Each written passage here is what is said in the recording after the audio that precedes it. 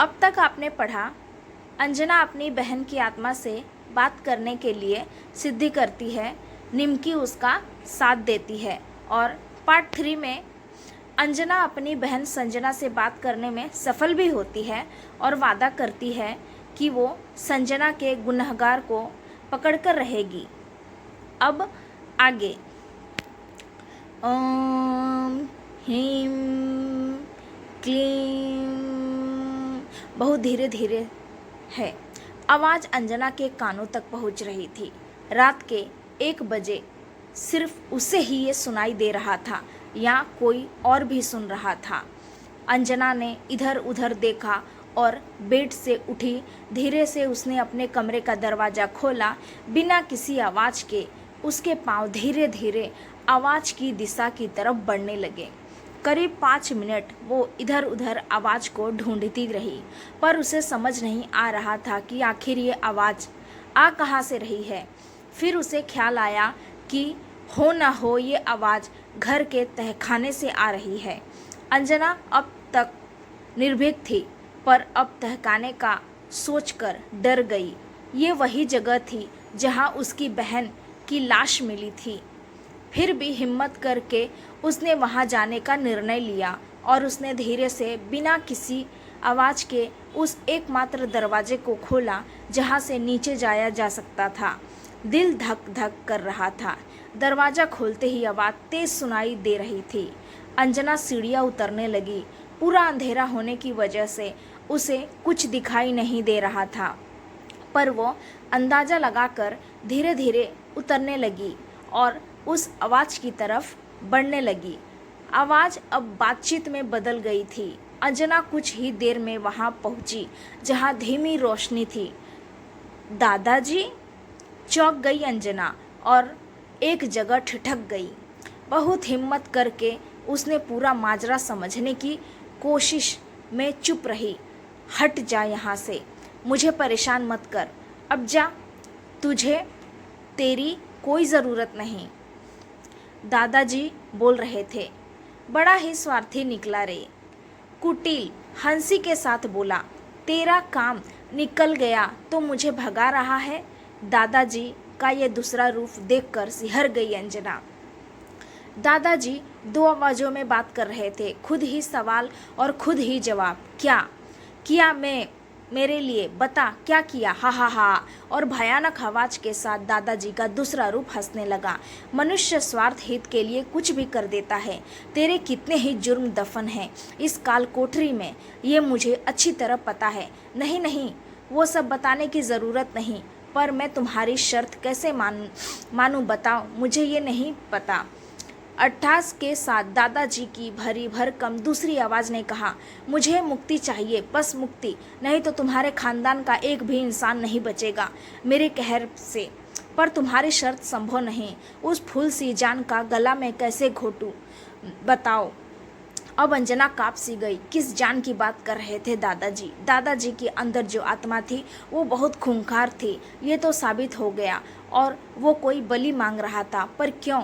एक झटके के साथ दादाजी का शरीर कपकपी में बदल गया। वो बैठे बैठे हिलने लगे और बड़बड़ाने लगे, नर बलि कैसे, नर बलि किसकी, किस जान की जान लूँ। अंजना की हालत खराब हो गई। ये सब देखकर ऐसा लगा वो अब गिर जाएगी। वो बेहोश होकर गिरती। इससे पहले उसने निर्णय लिया कि वो अब अपने कमरे में जाएगी, पर दादाजी को छोड़कर कैसे।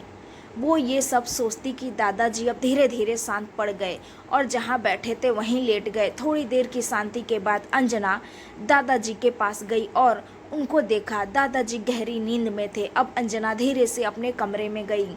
उसकी आंखों के सामने वो मंजर हट नहीं रहा था।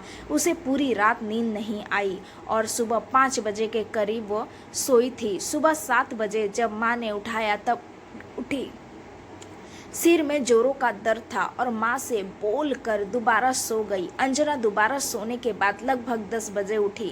नाश्ता किया और दर्द की वजह से सिर में तेल लगाकर मालिश की।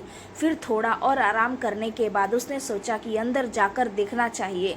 पहले तो चुपके से दादाजी को देखा कि वो क्या कर रहे हैं। दादाजी बाहर बरामदे में बैठे नजर आए, अपने कुछ साथियों के साथ गप्पे मारते हुए। दोपहर का 1 बजा था। अंजना बहुत हिम्मत करके वापस तहखाने में गई। उसके हाथ में एक टॉर्च भी था। हिम्मत की दाद देनी होगी उसकी। उसने बड़े गौर से सब कुछ देखा। दीवारों पर बड़ी बड़ी तस्वीरें थी, बड़ी बड़ी मूंछों वालों की, शानदार राजाशाही पोशाक पहने हुए। नर बलि, पशु बलि की तस्वीरें भी बनी हुई थी, जिसमें एक इंसान दूसरे इंसान और पशु के गर्दन पर तलवार मारता हुआ दिख रहा था। ये सब देखकर अंजना के पैरों से जमीन खिसक गई। उसके समझ में कुछ नहीं आया। टॉर्च की रोशनी में दीवार के नज़दीक ले जाकर उसने खून के छींटे पड़े हुए थे। तो क्या इस तहखाने में कई मौत हुई है? क्या संजना को मारा गया था? कहीं बलि तो नहीं दी गई थी? नहीं नहीं, इतना बुरा भी नहीं हो सकता है। मुझे पता लगाना पड़ेगा। पर कैसे? एक रास्ता है दादाजी। नहीं नहीं, वो क्या बताएंगे, बल्कि मुझे भी डांटने लगेंगे। फिर क्या करूं मैं? किससे मदद लूं? और यही सब उधेड़बुन में थी। फिर कुछ सोचते हुए अंजना भागी भागी ऊपर गई। घर के मुख्य द्वार पर दादाजी बैठे थे तो उनके पीछे से निकलने का सोचा। माँ को बोलते हुए भागी, माँ मैं निमकी के वहाँ जा रही हूँ, दादाजी को मत बताना। माँ हक्का बक्का उसे देखती रही और मन ही मन बड़बड़ाने लगी। उस लड़की का कुछ नहीं हो सकता। कब क्या करती है किसको पता नहीं। निमकी को साथ लेकर वो कब्रिस्तान की तरफ भागी। इतनी घबराई क्यों है? निमकी ने पूछा। पहले चल तो सब कुछ वहीं बताऊंगी। अरे पर हुआ क्या? इतना सब कुछ हुआ है कि 2 बार बयान नहीं कर सकती, अंजना बोली। बाबा के सामने सब बताऊंगी। भागती हाफती निमकी के साथ अंजना बाबा के झोपड़ी के अंदर जैसे ही कदम रखी, अचानक में ठिठक गई, पर वहीं के वहीं जम गई। निमकी ने धीरे से पूछा, क्या हुआ? चुप रहे, अंजना धीरे से बोली। अंदर से दादाजी की आवाज़ आ रही है क्या? मैं तो चली फिर। निमकी पीछे की तरफ खिसकना चाहिए तो अंजना ने उसका हाथ पकड़ लिया और धीरे से बोली, रुक, मैं हूँ ना, कुछ नहीं होगा। बाबा धीरे धीरे दादाजी को समझा रहा था। आपकी पोती की जान खतरे में है दादाजी, और इन सब घटनाओं का अगर कोई जिम्मेदार है तो वो आप ही हो। मुझे पता है, दादाजी बोले, पर मैं क्या करूं?